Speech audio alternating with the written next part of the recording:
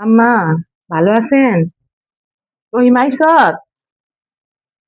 খালাম্মা আইছি। আইসত যখন ঘরটা ঝাড়ু দিয়া, বিছনাগুলি ঝাড়ু দিয়া, ঘরটা মুছা থিয়া যা। আচ্ছা খালাম্মা।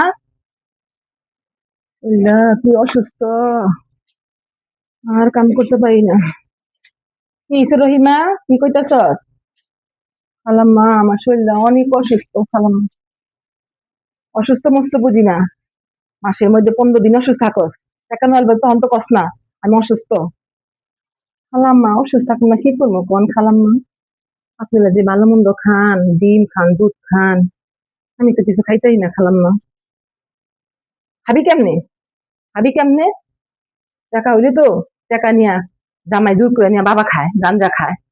খাবি কেমনে? এত কষ্ট করে কাম করস, নিশাখোর স্বামী, নিশাখোর জামাই কামাই করে টাকাটা পায়, বেতনটা পায় হাঁটতারস না, জামাই লয়ে যায় সব টাকা দি।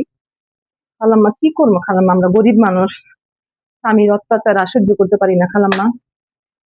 বাংলাদেশের তো নিশা করতে তো কবে বন্ধ হইব? নিশার দুব্রতা কেমনে বন্ধ হইব খালাম্মা কোন? কার কাছে বিচার দিব?